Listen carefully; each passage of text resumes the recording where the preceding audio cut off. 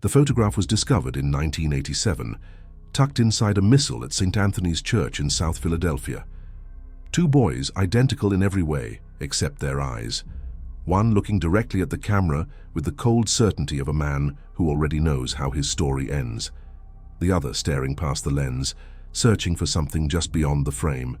Below the image, written in fading ink, March 1951, the last picture. No one at the church remembered who left it there, but the Monsignor who found it said he burned it that same night, unable to shake the feeling that those eyes were still watching him. This is the story of what happened to those twins, and why, on the night Don Salvatore Marinelli died, they walked into the rain and never came back. Before we continue this story, make sure to hit that subscribe button and tell me where you're listening from. Which city, which state? I'm curious to know who's brave enough to follow this story to the end. They were born during a thunderstorm in February 1925 in a tenement apartment above a butcher shop on Mott Street. The midwife said she'd never seen anything like it. Two boys arriving within minutes of each other, neither one crying, both staring up at the flickering gaslight with the same dark, unreadable eyes. Their mother, Juliana, died 3 hours later from blood loss. Their father, Antonio Marinelli, stood in the doorway with his hat in his hands and said nothing. He was the younger brother of Salvatore Marinelli, who controlled everything from the docks to the gambling dens, from the bootleg liquor to the protection rackets that kept shopkeepers awake at night counting their receipts. Antonio named the twins Vincent and Victor. The family called them the same thing from the beginning, I gemelli maledetti, the cursed twins. Don Salvatore took the boys in, not out of love. He had no use for sentiment, but because blood was the only law that mattered in his world. Antonio drank himself to death within a year, found face down in the East River with his pockets full of stones. The official story was suicide. Everyone knew different. The Don raised Vincent and Victor in his brownstone on Mulberry Street, a house that smelled of cigar smoke and lemon oil, where men came late at night and spoke in whispers that stopped the moment you entered the room. The twins grew up sleeping in adjacent rooms, separated by a wall so thin they could hear each other breathing. They wore identical clothes until they were 12. They learned to fight in the same basement gym, trained by the same ex-boxer who'd killed 3 men with his bare hands. They learned to shoot with the same .38 revolver, taking turns in the quarry outside Newark, where the Don disposed of problems that couldn't be solved with money or fear. But somewhere along the way, in the space between childhood and manhood, they became different. Vincent grew into the role like it had been tailored for him. By 16, he was collecting protection money from the bakeries and barbershops, his face as expressionless as marble, his voice never rising above a conversational tone, even when delivering threats. He understood instinctively what the Don had spent decades perfecting, that violence was most effective when it was promised, not performed, that a man's imagination would do more damage than a fist ever could. He dressed in dark suits and kept his shoes polished to a mirror shine. He attended Mass every Sunday at St. Anthony's, sitting in the same pew, his lips moving through prayers he'd memorized but never believed. The priest, Father Dominic, once said that Vincent's confessions were the most disturbing he'd ever heard. Not because of what was said, but because of what was left out, the sins that lived in the pauses between words. Victor was different. He fulfilled his duties with the same mechanical efficiency, but something behind his eyes remained unreachable. He read books, history, philosophy, novels he hid beneath his mattress like pornography. He walked through Little Italy with his hands in his pockets and his gaze somewhere distant, as if he were searching for an exit that didn't exist. The Don noticed, but said nothing. He understood that loyalty could exist alongside doubt, as long as the doubt remained private, as long as it didn't interfere with business. But the other men noticed too. They whispered that Victor was soft, that he lacked the necessary coldness, that he would be a liability when it mattered most. The Don grew older. By 1951, he was 68, his hair white as communion wafers, his hands trembling from something the doctors couldn't name and wouldn't cure. He still ran everything, still made every decision that mattered, but everyone could see the shadow lengthening. The question wasn't if he would die, but when, and who would inherit the kingdom he'd built from bootleg whiskey and blood. He had no legitimate sons, only the twins he'd raised as his own, only Vincent and Victor, identical in appearance but opposite in every way that mattered. The house on Mulberry Street felt smaller that winter. The radiators clanked through the night like prisoners rattling chains.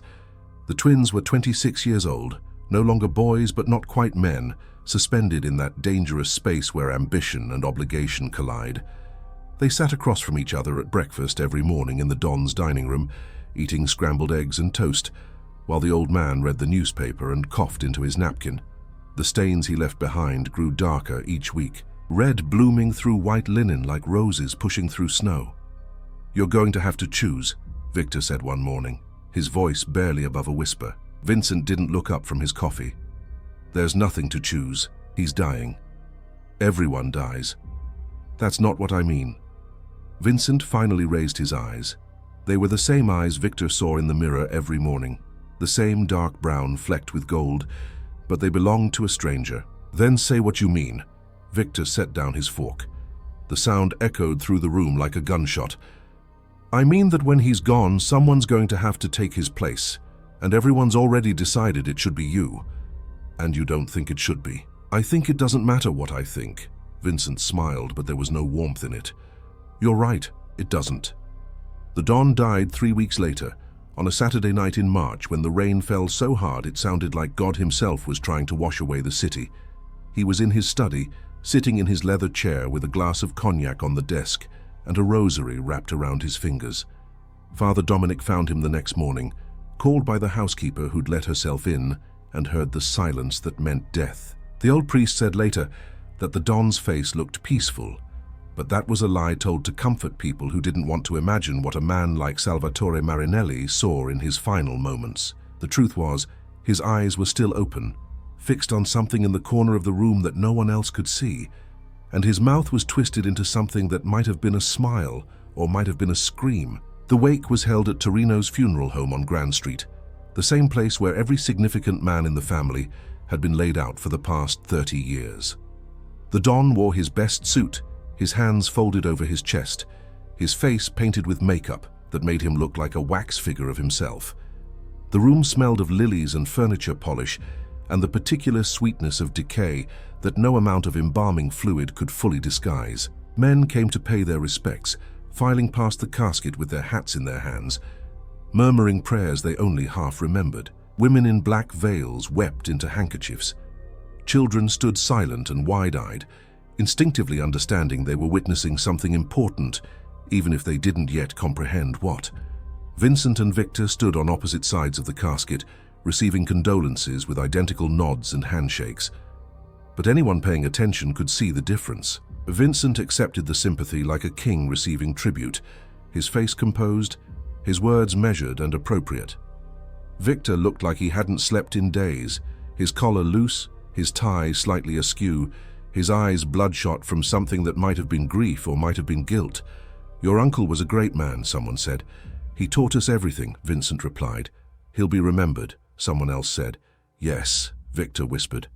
"He will." The funeral was scheduled for Monday morning, but between the wake and the burial, something happened that no one could fully explain later.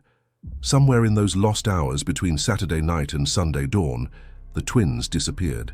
The housekeeper was the first to notice. She arrived at the brownstone on Mulberry Street at 6 in the morning, same as always, letting herself in through the kitchen door with the key she'd carried for 15 years. The house was silent in the way that empty houses are silent.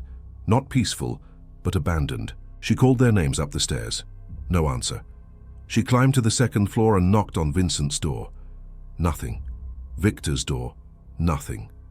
She opened both and found the beds made, the rooms neat, everything in its place except the twins themselves. Their clothes were still in the closets, their toiletries still in the bathrooms. Victor's books remained stacked on his nightstand. Dostoevsky, Camus, something by Steinbeck with a bookmark halfway through. Vincent's rosary hung from his bedpost, the beads worn smooth from years of mechanical prayer. But the twins were gone, vanished as completely as smoke dissolving into rain. The family searched everywhere. They went to the social clubs, the restaurants, the gambling dens, the apartments where other soldiers kept their mistresses and their secrets. They checked the hospitals and morgues, called in favors with cops and judges, and anyone else who might have seen something. They even went to St. Anthony's, where Father Dominic shook his head and said he hadn't seen the boys since the wake. The church smelled of incense and candle wax and the particular mustiness of old prayer books.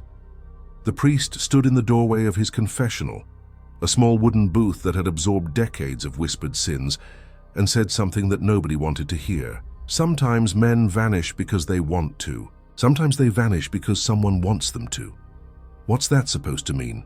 asked Michael Conti, the Don's underboss, a man with hands like concrete blocks and a face that had forgotten how to smile. "It means," Father Dominic said carefully, "that perhaps you should ask yourselves what the twins knew, and who didn't want them to say it." The funeral proceeded without them. The Don was buried at Calvary Cemetery in Queens, in a plot surrounded by other men who'd lived by the same code and died by the same logic. The gravestone was simple. Salvatore Marinelli, 1883-1951, beloved uncle. No mention of what he actually was. No acknowledgement of the empire he'd built or the bodies he'd buried to build it. Just stone and grass and the silence of dirt falling on expensive wood. The family gathered around the grave in the rain, black umbrellas blooming like mushrooms in soil. Father Dominic read the prayers in Latin, his voice carrying over the sound of water striking earth. Michael Conti stood at the head of the grave, his jaw tight, his eyes scanning the perimeter as if expecting the twins to emerge from behind the mausoleums at any moment, but they didn't. They were gone. After the burial, after the reception at Torino's where men drank whiskey and spoke in low tones about succession and loyalty and what happens when the center cannot hold, Michael called a meeting, not at the brownstone, that felt cursed now, empty and echoing, but at a social club on Elizabeth Street, a narrow storefront with blacked-out windows and a door that only opened for people who knew the right words. 8 men gathered around a table in the back room, the air thick with cigar smoke and suspicion. "We've got a problem," Michael said. He was 52 years old, his hair still dark, his shoulders broad from years of labor, before he'd climbed high enough to let other men do the heavy lifting. "The Don's dead, the twins are gone, and every other family in the city is watching to see what we're going to do next. Maybe they ran," suggested Tony Romano, a capo who controlled the longshoremen's union. "Maybe they knew they weren't up for this life." Both of them, at the same time. Michael's voice carried an edge sharp enough to draw blood. "You believe that? Then what do you believe?" "I believe," Michael said slowly, "that someone wanted them gone. And I believe that someone is sitting at this table." Silence, the kind of silence that precedes violence, the kind where every man calculates his odds and measures the distance to the door. "You're accusing one of us?" This from Sal Marino, who ran the numbers racket in Brooklyn, a fat man who sweated even in winter. "I'm saying what everyone's thinking. The Don dies, the twins disappear. Someone stands to gain from that. Someone who didn't want Vincent taking over. Or maybe someone who didn't want Victor talking about things he shouldn't know." "You got proof?" asked Jimmy DeLuca, the youngest of the capos, only 35, ambitious in a way that made older men nervous. "Proof?" Michael laughed, but it sounded like gravel scraping against metal. "You think this is a court of law? You think we operate on evidence and witnesses? This is about what makes sense. And what makes sense is that the twins knew something that got them killed. Or maybe," said a voice from the back of the room, quiet but clear, "they killed each other." Everyone turned. The speaker was Paolo Ricci, a soldier who'd been with the Don since the early days, a man who rarely spoke but listened to everything. His face was weathered like old leather, his eyes the color of cigarette ash. "Explain," Michael said. Paolo shrugged. "They were twins. Identical. Raised together, but everyone could see they were different inside. Vincent was made for this, Victor wasn't. Maybe Victor finally decided he couldn't do it anymore. Maybe he wanted out. And maybe Vincent couldn't let him leave, because leaving means talking, and talking means problems for all of us. So you're saying Vincent killed Victor. I'm saying maybe they killed each other. Maybe they went somewhere quiet and settled it the old way. Just the two of them. No witnesses, no bodies to find. Just 2 men who shared the same face deciding which one of them got to keep it." The theory hung in the air like smoke. Nobody wanted to believe it, but nobody could dismiss it either. It had the logic of Greek tragedy, the inevitability of brothers bound by blood and destroyed by it. "We need to find them," Michael said finally. "Dead or alive. Because if they're alive and they start talking, we're all finished. And if they're dead, we need to know who did it and why. But weeks passed, then months, and the twins remained missing. The family business continued. Money changed hands. Territories were maintained. Cops were paid. Politicians were controlled. Michael Conti took over as Don, not through declaration, but through the slow accretion of power that comes when no one else steps forward. He moved into the brownstone on Mulberry Street, slept in the Don's old room, sat in the Don's chair at the head of the table. But he never felt comfortable there. He said later that he could hear them sometimes, late at night when the house settled. Footsteps in the empty rooms above, whispers that stopped when he tried to listen. 3 months after the disappearance, a letter arrived at St. Anthony's Church, addressed to Father Dominic in handwriting. The priest recognized immediately. He opened it alone in his study. The room lit by a single lamp, the walls lined with theological texts that offered answers to questions nobody was asking. The letter was brief. "Father, I'm writing this because I need someone to know the truth, even if it changes nothing. My brother and I made a choice the night the Don died. We walked into the rain and kept walking until we found a place where no one knew our names or our faces. We're not dead. We're not coming back. Tell them whatever you want, that we killed each other, that we ran, that we were murdered by rivals. It doesn't matter anymore. What matters is that we're free, or as free as men like us can ever be. Pray for us if you want, or don't, but don't look for us. You won't find what you're hoping to find. V." The priest read the letter 3 times, then held it over the candle flame on his desk until it caught fire. He watched the paper curl and blacken, the words disappearing into ash and smoke. Later, when men from the family came to ask if he'd heard anything, he told them no.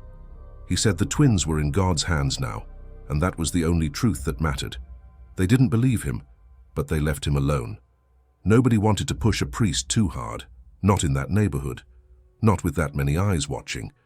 But Father Dominic never forgot the letter, and late at night, when he knelt in the empty church to pray, he found himself wondering which twin had written it. Vincent confessing in the only way he knew how, or Victor, finally free to tell the truth. The handwriting could have belonged to either. They'd learned to write in the same classroom, taught by the same stern nun who'd rapped their knuckles with a ruler whenever they made mistakes. Their signatures were interchangeable, their words indistinguishable. Maybe that was the point. Maybe the letter was written by both of them, or neither. Maybe it was just one more lie in a world built on lies, one more piece of theater designed to close a story that couldn't be closed. Or maybe it was exactly what it claimed to be, a confession from men who'd finally found the courage to walk away from the only life they'd ever known. The truth, like the twins themselves, remained missing. Years passed. The brownstone on Mulberry Street changed hands several times, eventually sold to a young couple who knew nothing of its history. They painted the walls bright colors and filled the rooms with furniture from department stores, erasing the ghosts one coat of paint at a time. The social club on Elizabeth Street was raided by the FBI in 1957, part of a larger crackdown on organized crime that sent dozens of men to prison but solved none of the old mysteries. Michael Conti died in 1963, shot twice in the back of the head while eating linguine at his favorite restaurant. The murder was never solved, but everyone understood it was about money, territory, and the inevitable mathematics of violent men. Father Dominic retired in 1965, his hands shaking from Parkinson's, his memory beginning to fray at the edges. But he never forgot the twins. He kept thinking about them until his own death in 1971, wondering if they'd actually escaped or if the letter had been a lie designed to give him false hope. On his deathbed, surrounded by other priests who'd come to offer final rites, he whispered something that none of them quite caught. It sounded like a name, Victor or Vincent, impossible to tell which, followed by the words, "Pray for them." The neighborhood changed. Little Italy shrank as new immigrants moved in, bringing different languages, different foods, different gods. The old ways faded, replaced by something less organized, more chaotic. The code of silence that had protected men like the Don dissolved into nothing more than nostalgia, something old men talked about in the few Italian social clubs that still remained. The younger generation had no use for the old traditions. They made their money in different ways, laundered it through legitimate businesses, and forgot the names of men who'd ruled the streets with nothing more than fear and reputation. But the story of the twins persisted. It became legend, embellished and distorted with each retelling. Some versions claimed they'd been murdered by Michael Conti, their bodies dissolved in acid in a warehouse in Red Hook. Others insisted they'd escaped to Argentina, living under assumed names, starting new families, building new lives as far from Mulberry Street as geography allowed. Still others maintained they'd killed each other, exactly as Paolo Ricci had suggested. A murder-suicide in some abandoned building or deserted quarry, their bodies never found because no one had reason to look in the right place. The photograph discovered at St. Anthony's in 1987 reignited interest. Journalists wrote articles. True crime enthusiasts created podcasts. Amateur investigators combed through old police reports and cemetery records, searching for any evidence of what had happened that night in March 1951. But nothing definitive ever emerged. The twins remained as vanished as they'd been the morning the housekeeper found their empty beds. There's a theory that makes more sense than the others, though it's one that no one wanted to speak aloud when the story was still fresh. It goes like this. Vincent and Victor were never the same person split in two. They were two different people who happened to share the same face. And that night, after watching Don Salvatore's body lowered into the ground, after seeing the empire they'd inherited and the blood that would be required to maintain it, they made a choice that had nothing to do with murder or escape. They chose each other, not in the way brothers usually choose each other, with loyalty and obligation and the unspoken understanding that blood demands sacrifice, but in a different way. A way that meant walking away from everything they'd been raised to be, everything they'd been trained to become. Vincent, who everyone assumed would become the next Don, and Victor, who everyone knew couldn't. Maybe they looked at each other across that gap, the distance between who they were and who they were supposed to be, and decided it wasn't a gap at all. Maybe they decided they were the same person after all, just wearing different masks. Maybe they walked into the rain that night and kept walking until they found a place where the past couldn't follow, where the Don's ghost couldn't reach, where the weight of expectation and the burden of blood could finally be set down like bags they'd carried too long. Or maybe that's just another story, another lie told to make sense of something that doesn't make sense. Maybe the truth is simpler and darker. They're dead, buried in an unmarked grave somewhere between New York and nowhere, killed by the same forces that killed everyone who came before them. Maybe there's no escape. Maybe the only way out of that life is the way the Don went out, in a chair with a rosary, waiting for death to knock. But here's what I know for certain, because it comes from someone who was there, someone who saw what happened next and chose to keep silent for 50 years. On a Tuesday morning in April 1951, 6 weeks after the twins disappeared, a young priest at a parish in Albuquerque, New Mexico, heard confession from a man who spoke Italian and cried while reciting sins that seemed to belong to two different lives. The priest didn't see the man's face. Confession is delivered through a screen in shadow, anonymous by design, but he heard the voice, young and broken and carrying an accent that didn't quite match the Southwest desert. The man confessed to a lifetime of violence, to collecting debts that ruined families, to standing silent while men were beaten and killed, to watching his brother become something monstrous and doing nothing to stop it, to failing everyone who'd ever loved him, including himself. The list went on for 30 minutes, whispered through the thin screen, until the priest, young himself, only recently ordained, began to wonder if he was hearing confession from one man or two. "What's your name?" the priest asked, breaking protocol. Silence, long enough that the priest thought the penitent had left. Then, "It doesn't matter anymore. It matters for absolution." "Then I guess I'm not here for absolution." "Then why are you here?" Another pause. Outside, the New Mexico wind rattled the church windows. The desert sun pressed against the walls, turning the sanctuary into an oven. "I'm here," the voice said finally, "because I need someone to know we tried. We tried to be better than what we were made to be, and maybe we failed. Maybe you can't ever really escape what you come from, but we tried. That has to count for something." "You and your brother?" "Yes." "Where is he now?" "Right here," the voice said. "He's always right here." The priest gave absolution anyway, reciting the Latin prayers that were supposed to wash away sin and restore grace. He told the man to say 3 Hail Marys and go in peace. The shadow behind the screen remained motionless for a long moment, as if considering whether peace was something men like him were allowed to seek. Then he stood and walked out of the confessional, his footsteps echoing through the empty church. The priest emerged from the booth a minute later, hoping to catch a glimpse of the man, to see if his face matched the anguish in his voice. But the church was empty. Sunlight streamed through the stained glass windows, painting colored shadows across empty pews. The only evidence that anyone had been there at all was a small stack of bills left in the donation box. $500, more money than that parish usually saw in a month. Enough to feed the poor, repair the roof, buy new missals for the congregation. The priest never told anyone about the confession. He died in 2001, an old man with cloudy eyes and hands that shook when he raised the Eucharist. But before he died, he told the story to his nephew, a lawyer in Phoenix, who told it to his daughter, who eventually posted it on an internet forum dedicated to unsolved mysteries. Most people who read it dismissed it as fiction, another false lead in a case that had no conclusion. But a few people noticed something the priest's nephew remembered his uncle saying, a detail that felt too specific to be invented.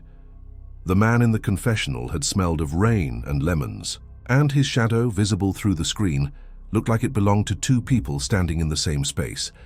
I don't know if that story is true. I don't know if Vincent and Victor Marinelli really made it to Albuquerque, or if they died in an alley in Queens, or if they killed each other the way Paolo Ricci suggested.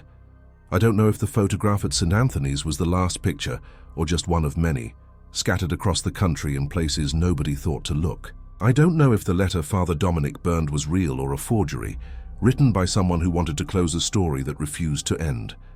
What I know is this. On the night Don Salvatore Marinelli died, two young men walked into the rain and became ghosts. Not the supernatural kind, this isn't that kind of story, but the human kind. The kind that haunt memories and old photographs and the stories people tell themselves to make sense of the senseless. They became the absence where something should be, the question without an answer, the silence that speaks louder than confession. And maybe that's the only escape any of us really get. Not through running or hiding or starting over somewhere new, but through disappearance, through becoming so thoroughly lost that even God has trouble finding us. The twins understood that. They understood it the way only men raised in violence can understand it. That sometimes the only way to survive is to stop existing, to step outside the frame of the story you were born into and refuse to let anyone write your ending. They knew the Don would die. They knew the family would tear itself apart fighting over his crown. They knew that staying meant becoming what they'd been raised to be, men who hurt other men, who collected debts in blood, who built empires on fear and called it honor. So they left, together or separately, alive or dead. It doesn't matter. They left behind the brownstone and the social club and the world that made them.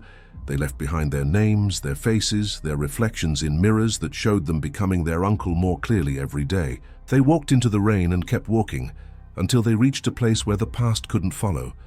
Or maybe they didn't. Maybe that's just what we tell ourselves because the alternative is too dark to consider. Because the alternative is that they're still out there somewhere, not free but hiding. Still looking over their shoulders, still waiting for the knock on the door that means someone finally found them. Still carrying the weight of everything they witnessed, everything they participated in, everything they should have stopped but didn't. Still trying to decide which one of them wrote that letter, which one of them went to confession, which one of them was real and which one was the ghost. The last confirmed sighting of anyone matching the twins' description came in 1953, 2 years after they disappeared. A waitress at a diner outside Omaha, Nebraska, served coffee to two men sitting in a corner booth at 3 in the morning. She remembered them because they looked identical, dressed identically, and barely spoke to each other, even though they sat across from each other for nearly an hour. They drank black coffee and smoked cigarettes and stared out the window at the empty highway like they were waiting for someone who would never arrive. When they finally left, they paid in exact change and walked out into the darkness without looking back. The waitress found their coffee cups still warm on the table, lipstick-free, no fingerprints visible on the ceramic. She also found a note written on a napkin in handwriting so precise it looked printed. "We were never here." She kept that napkin for 30 years, tucked inside her wallet like a prayer card, until her house burned down in 1983 and took it with it. She told the story to anyone who would listen, reporters, police officers, her own grandchildren, but nobody ever took it seriously. It was too neat, too much like something from a movie. too much like fiction to be trusted as fact. But I believe her. I believe she saw them. Not because I have proof, but because it fits the pattern of how they moved through the world after that night. Always at the edges, always in the margins between places, between identities, between the life they'd left and whatever life they were building in its absence. Like men learning to be invisible, practicing erasure until they got it right. The trail goes cold after Omaha. No more sightings, no more letters, no more stories whispered in confessionals or left behind in diners. Just silence, spreading like water filling a grave, until there's nothing left but the space where they used to be. Michael Conti never stopped looking for them. Even after he became Don, even after the family moved on and focused on staying ahead of the FBI and surviving the other families that wanted their territory, he kept investigators on retainer, whose only job was to search for Vincent and Victor Marinelli. He spent thousands of dollars on private detectives, informants, anyone who claimed to have information.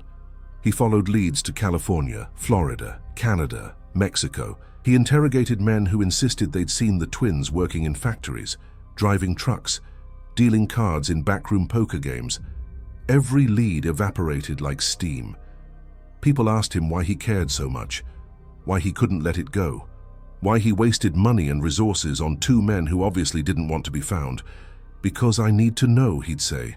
"I need to know if they really got out, and if they did." He never answered that question directly, but once, late at night, drunk on whiskey in the Brownstones' living room, he said something to Paolo Ricci that might have been the truth.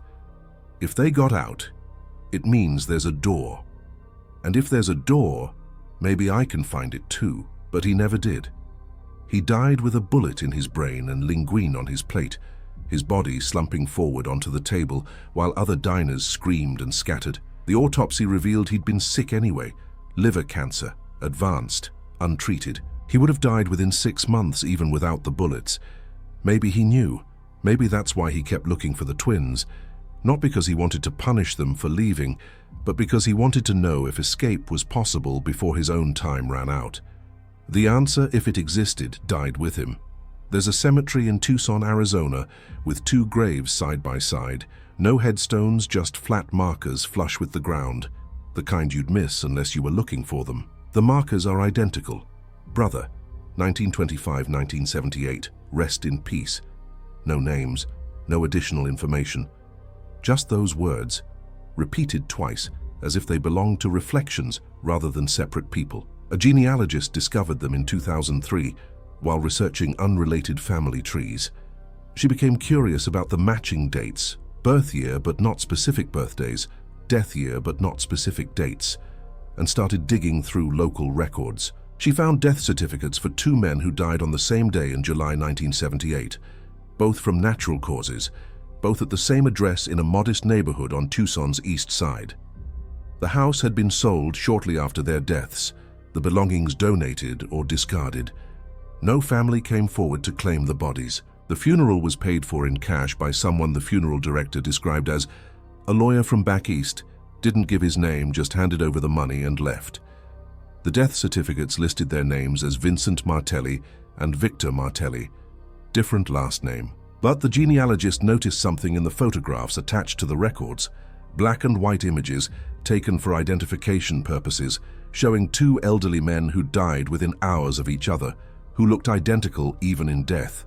Same face, same eyes, same expression of what might have been peace or might have been resignation. She published her findings in an obscure genealogical journal that nobody read except other genealogists and amateur historians with too much time. A few people noticed, a few people made the connection, but by then everyone who'd known the original Vincent and Victor was dead, and the story had been buried so deep beneath time and distance that it no longer mattered. The graves remain unmarked except for those flat markers. No one tends them, no one leaves flowers. They're just 2 plots in a desert cemetery, indistinguishable from the hundreds of others around them, slowly being reclaimed by sand and scrub grass, and the particular emptiness of places where the forgotten rest. Maybe that's how it should be. Maybe that's the only ending men like that deserve, not the dramatic deaths promised by their upbringing, not the violent conclusions written into their bloodlines, but simple erasure. The quiet disappearance of men who chose to become no one, rather than become what they were supposed to be. Or maybe I'm wrong. Maybe those graves don't belong to Vincent and Victor Marinelli at all. Maybe they belong to two other men, two strangers, who happened to look alike and die together and get buried without ceremony. Maybe the real twins are still out there, impossibly old now, sitting in adjacent chairs in some nursing home where no one knows their names or their history. Maybe they outlived everyone who ever wanted to find them. Maybe they won. I don't know, nobody knows, that's the point. That's what they understood that night when the rain washed away the Don's funeral and every promise that went with it. The only way to truly escape is to become unknowable, to step so far outside the story that even the people telling it have to admit they've lost the thread. So what happened to Vincent and Victor Marinelli? What happened to the Mafia twins who disappeared the night the Don died? The truth is, we'll never know for certain. We can gather evidence, follow leads, construct theories that sound convincing when we say them aloud. But at the end of every trail is the same thing: absence, the hole where an answer should be, the silence that remains after all the stories have been told. Maybe they killed each other. Maybe one killed the other. Maybe they escaped together and lived quiet lives under borrowed names. Maybe they died the same night they disappeared, their bodies dumped in the ocean or burned in a furnace or buried beneath a foundation somewhere in Queens. Maybe they're still alive, ancient and anonymous, carrying their secret like a stone they'll take to unmarked graves. Or maybe the answer is simpler than any of that. Maybe they looked at each other that night, standing in the rain outside St. Anthony's after the Don's wake, and realized they had a choice that no one in their position had ever chosen before. Not to kill, not to run, but to simply refuse, to decline the inheritance, to walk away from the throne and the crown and the knife that comes with it.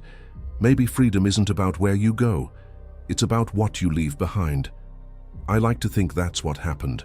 I like to think they're the two men in those unmarked graves in Tucson, or the two strangers in that Omaha diner, or the shadow behind the confessional screen that looked like two people standing in the same space. I like to think they found something better than what they were offered. Not happiness, men like that don't get happiness, but peace, the kind that comes from knowing you chose differently than everyone expected, the kind that comes from disappearing so completely that even your own reflection can't find you. But that's just what I want to believe. The truth, like the twins themselves, remains missing. And maybe that's exactly how it should be. Maybe some stories aren't meant to have endings. Maybe some people are meant to vanish, leaving behind nothing but questions and the particular unease of mysteries that refuse to be solved. The last word belongs to Father Dominic, from a letter he wrote to his bishop in 1969, 2 years before his death. I've spent my life hearing confessions, absolving sins, promising forgiveness to men who didn't deserve it. But the confession I remember most clearly is the one I never heard. The silence of two boys who chose to stop being who they were and start being someone else. Or no one. I think about them often. I pray for them still. And I hope, God forgive me for hoping this, that they made it. That somewhere, somehow, they found the door that the rest of us spend our whole lives searching for. The door that leads away from history, away from blood, away from the prison of who we're supposed to be. I hope they walked through it and never looked back, because if they did, it means the rest of us might find it too. Someday, when we're ready to leave everything behind. The twins disappeared on a rainy night in March 1951. They've been missing ever since, and maybe, just maybe, that means they're exactly where they wanted to be all along.